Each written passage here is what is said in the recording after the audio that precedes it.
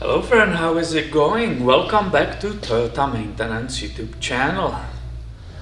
Last night I was going to close the shop and go home finally, and this RAV4 came. 2010 RAV4 with a 4-cylinder engine. It's a 2-way RFE. It's my previous customer, and he parked it in front of the shop in the dark. And he said, yeah, it won't start. I have no electricity and I have a battery warning light in my instrument cluster. Please help. So I use my jumper box, hook it to the battery, drove around the building, park this RAV4 here overnight, and put it on the deep cycle charger, hopefully saving the battery. And I explained to my customer, when this happens, let's go see how the problem looks, and also your so wanted, what's the mileage? You know it's 2010, but what's the mileage, right? So here we go, all the lights on, the battery is fully charged, so it will start. You can see the mileage, it's 172,317, and here is the light, which is not supposed to be there, correct? This shows that there is some problem with the charging. And here comes the warning for all of you. This is what I told him yesterday.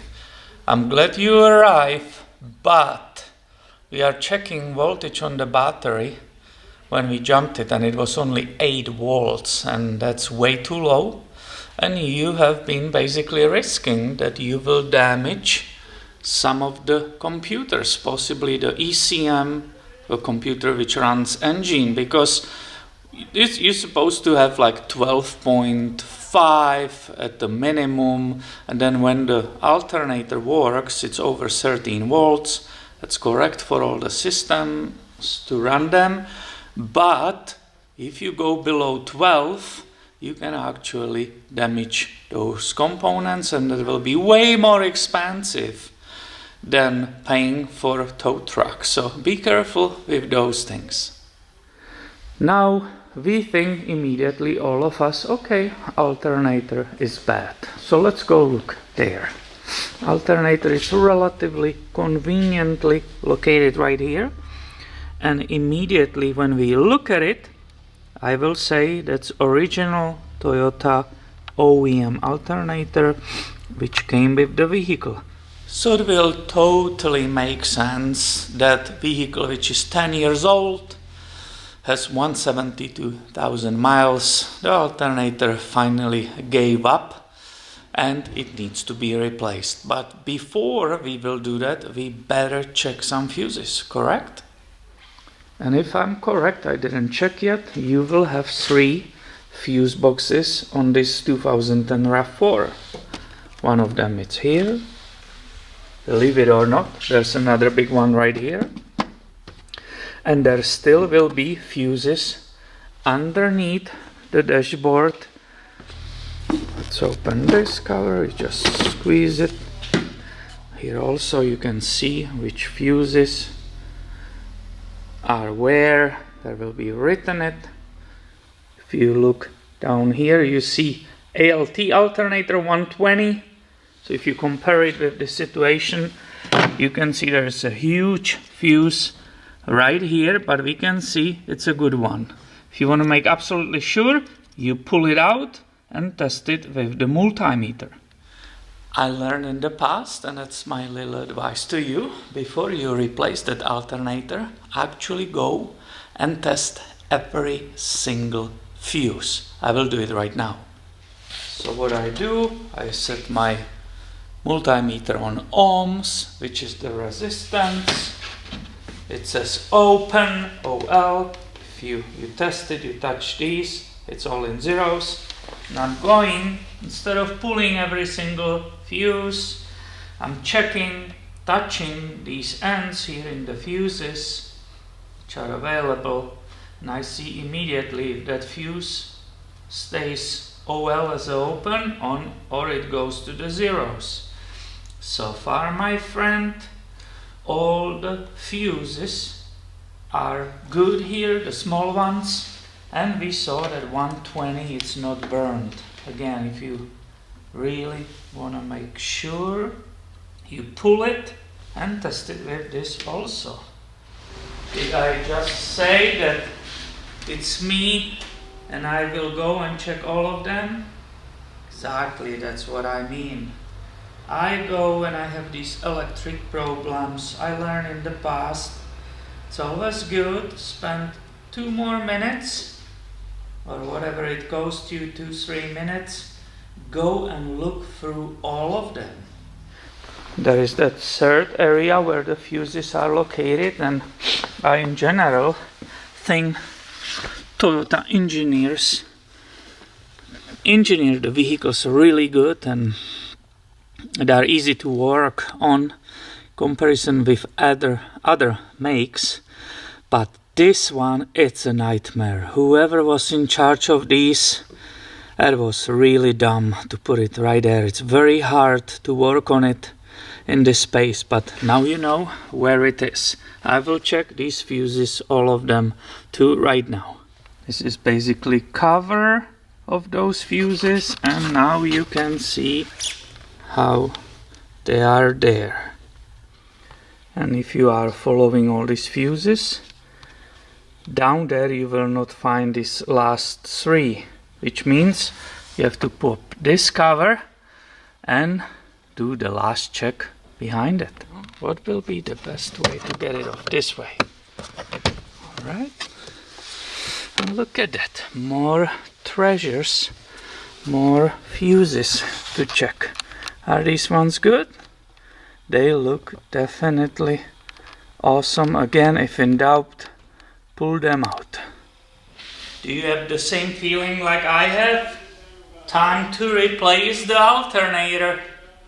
And before working on that alternator, you all know, always disconnect that battery, starting with minus terminal, and then remove also for the safety the positive, the plus. And these jobs are always about accessibility. So if something is in your way, here was the cover covering the wires, out with it. Is this cover possibly covering this? I will remove it. If this is my way to reach to the bolts, I will put it on the side too. Removing this cover, and putting this on the side took what, 2 minutes maybe? And look, I have a really nice access to the alternator and also to the belt tensioner. I just reviewed for you these aviation wrenches, and you guys love them. Look how beautifully it fits there. Look at it. It's really tight access to 14mm bolt, the main pivoting bolt for that alternator. Look how beautifully it fits there. Some of you said, oh, some of them are even ratcheting. That will be perfect right now, huh? If I had the ratcheting one. And really quick for your convenience, if you ever really going to replace it yourself. This was the top pivoting bolt, which is the long one right here. But it was held, do you see down there? Let me follow that screwdriver. Down here, there was another 14mm bolt below that alternator. After that, I should be able slowly wiggle it upwards. And I will say this is exactly perfect example. The looks are deceiving. This looks, you might think when you look in the engine, oh yeah, this will be nothing to remove it. Well, as I just said, there are all these AC lines, the electric wiring harness. See, it just doesn't want to go. Now it's that heat shield here.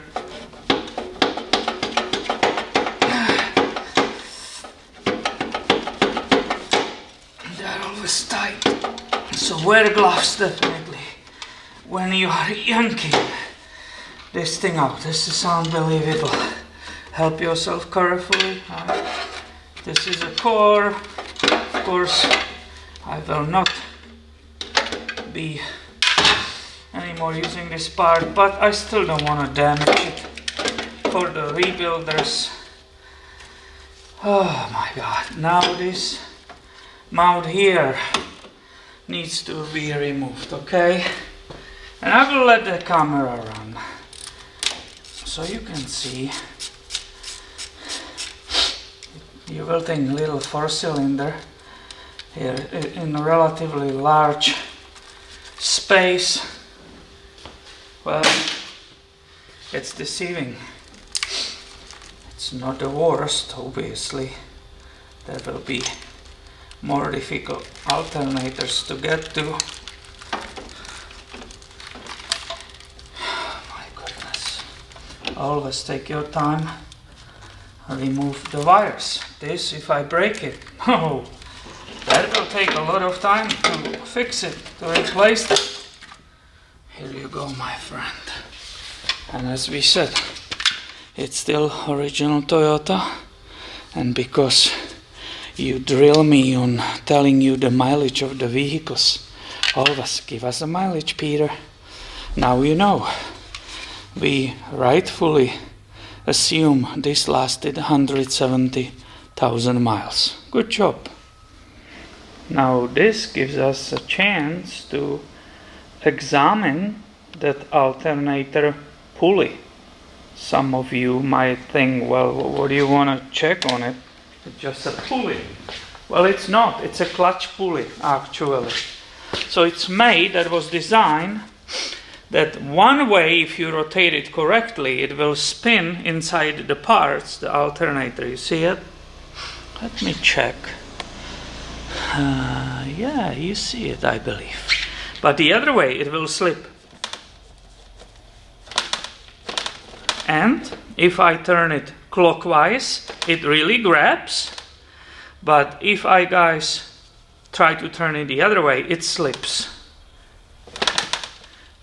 I know it still moves inside, but let me hold it. Can I hold it this way? The clockwise, as I said? No. It doesn't want to go. Look at it. I can't turn it, but I will be able to turn it the other way. Let me show you. You see it? That's a clutch pulley. There is a special bolt underneath this cover, but the new alternator I ordered, which was the only one available today, and it's Friday afternoon, and this owner wants to have a car back, it's coming with that clutch pulley. So, isn't that interesting? I know some of you never even heard about it. So the pulley is good, the clutch working correctly, problem is within the alternator. So finally, everything is back. Brand new alternator installed. All the wiring and supporting brackets, everything is perfectly in. Let's go see if we were right diagnosing this problem.